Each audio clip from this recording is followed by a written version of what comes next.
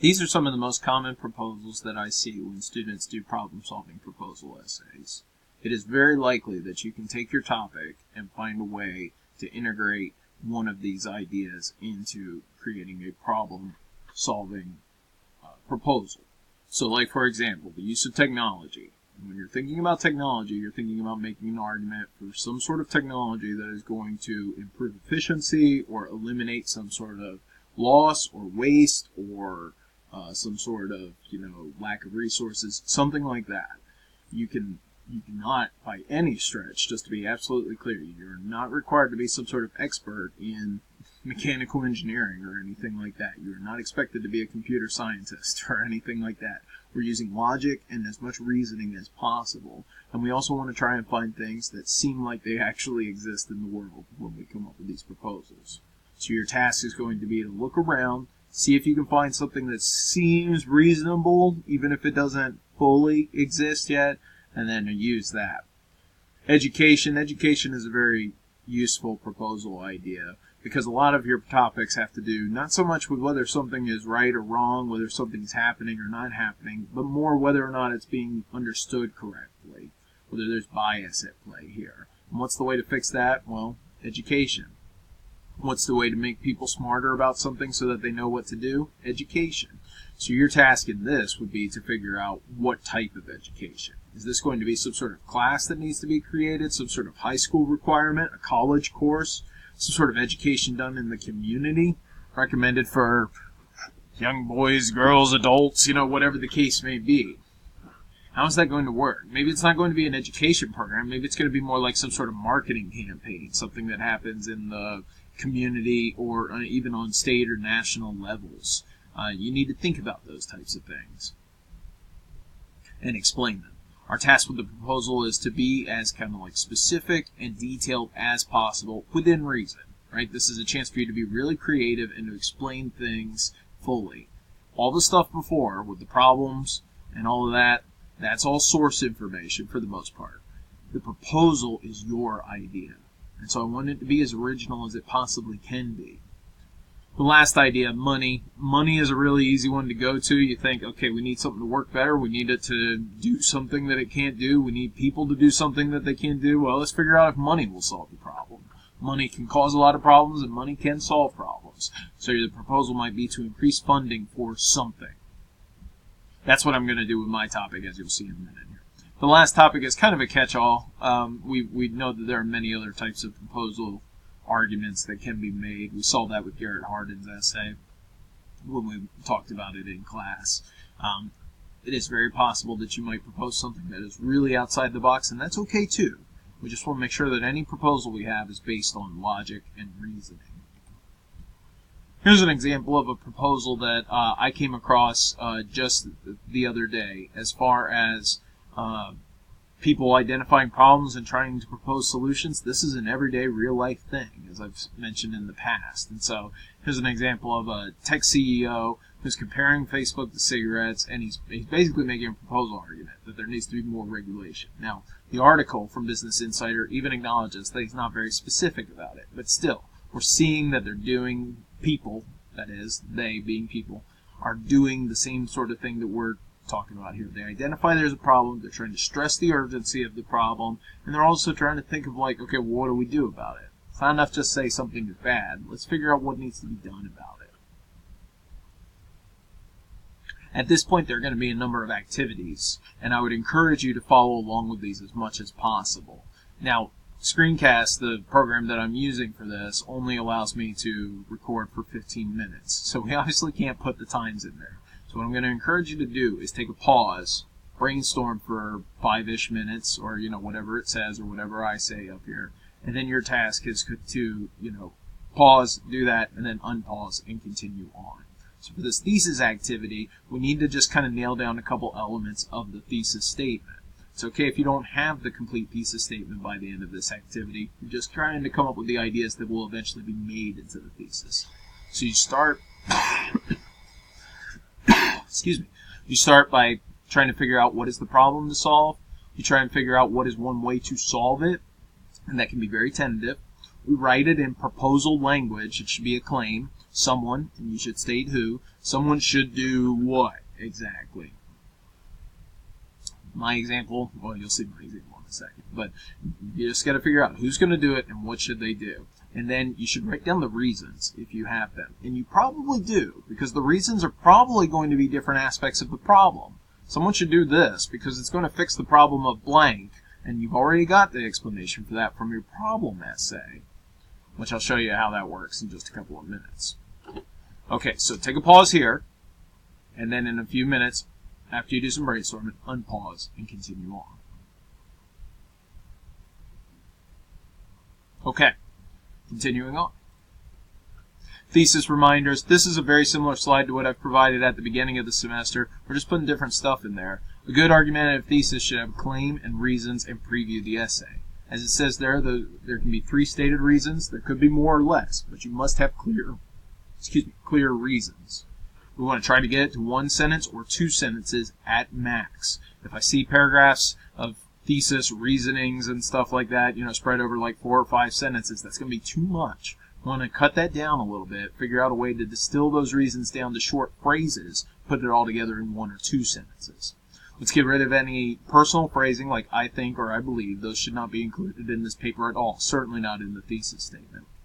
And then this is not something you have to do for the brainstorming, but it should be placed as the last sentence of the introduction. We've got these notes and much more in the research writing notes section of the site. Okay, so a thesis activity all filled out with my information. What's the problem? Solar panels are expensive. They don't work as well as they should. What's one way to solve it? The proposal idea, let's make them more effective with further research and further funding.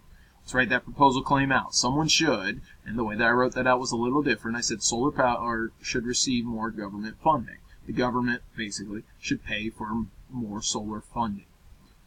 And then my reasons, well, there are potential benefits, there's negligible environmental impact, and the current energy sources are running out. These are a little bit different than the reasons I had in my problem essay, and that's okay. I'm going to, as you'll see in a couple minutes, adapt them to fit. You might have just been able to pluck yours out and use them as they were, and that's fine too.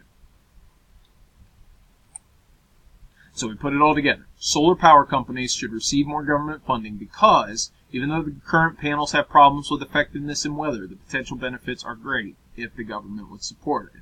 If you've been paying attention to all the different examples and things I've been sharing in the past, you'll see that mentions the reasoning ideas I had on the previous slide, as well as the ways that I was developing the topic in the problem essay prior to this. Not only that, it's taking the next step. What needs to happen? We need to increase funding. Who should do it? The government. So I've got it all written out, and I've incorporated everything I've been working on since the beginning of this project. This is tricky to do. So don't worry if it's something where you're like, I can't quite get this right. Of course, I'm glad to help with that as well. You'll need that for your thesis and outline. Okay, moving right along. After you figure out your proposal idea, even if you haven't totally gotten it into that thesis format yet, we move on to the counterargument. There are a couple of rules to counterarguments. Counterargument rules are that you need to be fair to the opposing side. And you want to make sure that you're very logical in the way that you handle the counterargument, because people see right through somebody who's not being fair to the opposing side and somebody who's just kind of dismissing them or doing what's called a straw man logical fallacy, where they just kind of basically call them idiots. We don't want to do that. We want to be really fair to the opposing side and use sources if they're readily available. It's not strictly required. It doesn't hurt, though. It's a good idea.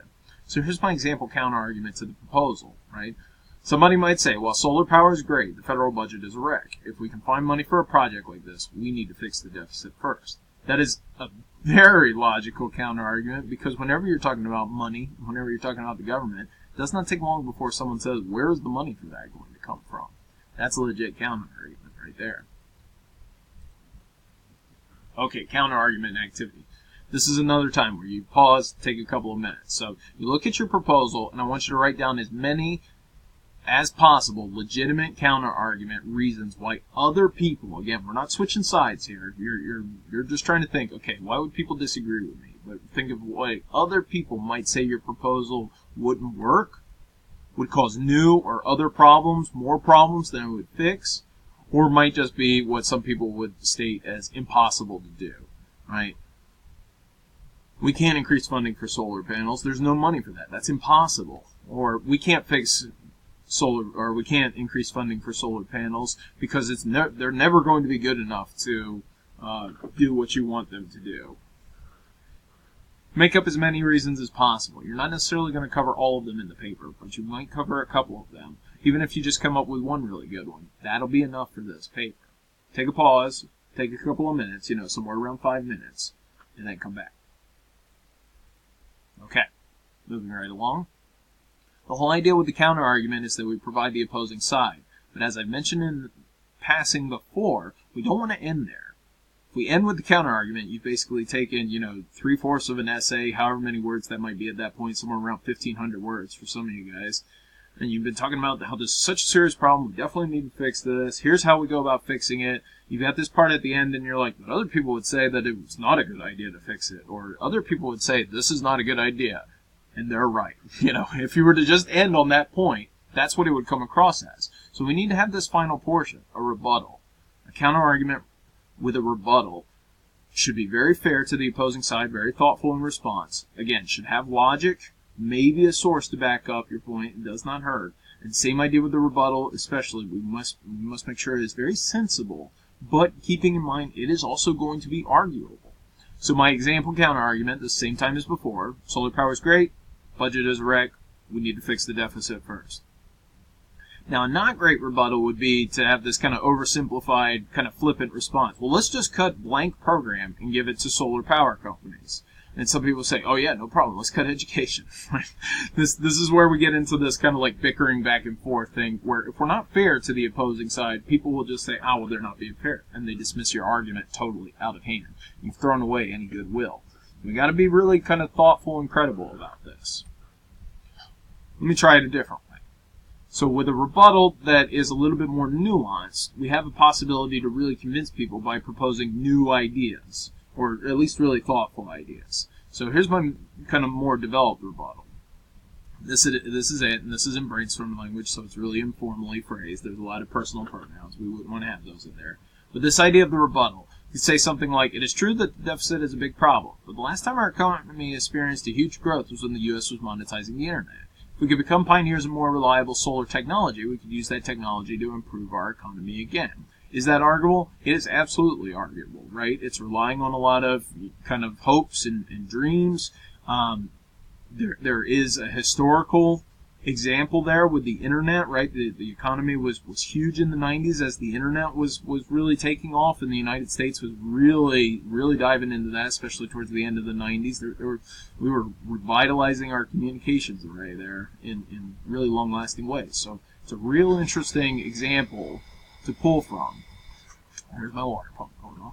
Okay, so that's one type of rebuttal. That's kind of more like what's called a refutation, where we say, yes, that is a good point, but here's why it's wrong. The other type of rebuttal would be a compromise rebuttal. We shouldn't add more debt, but maybe we can move some money from something with a lot of funding, and then I would pull an example just out of the top of my head there. Data from recent years shows that defense spending is going to get $600 billion. What if we were to make it $595 billion and give $5 billion of that to solar power research? What about that? That seems reasonable, right? That's the type of tack you can take. Okay, rebuttal activity. Based on some of those counter-argument ideas you developed in the last time, how can you either turn them around or refute them? You're basically saying, you're wrong. Or you can make a compromise. What if we went part way? Take a couple of minutes, maybe, somewhere around 3 to 5 minutes, and then come back.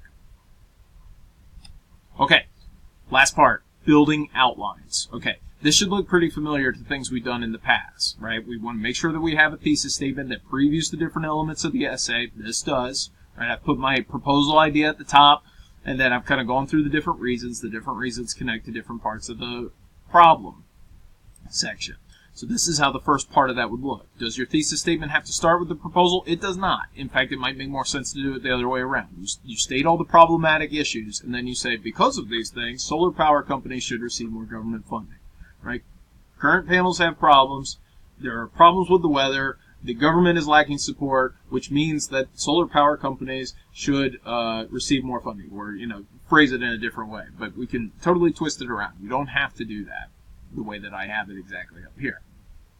This is a partial outline. Here's a little bit more of a detailed outline. This mentions all the different sections that you have to include: the problem section, the proposal, the counter argument, and the rebuttal. You can take a look at that. Definitely pause, take it all in. enjoy it. Finally, since I've only got a couple seconds left, here are the outline requirements. That's all I got.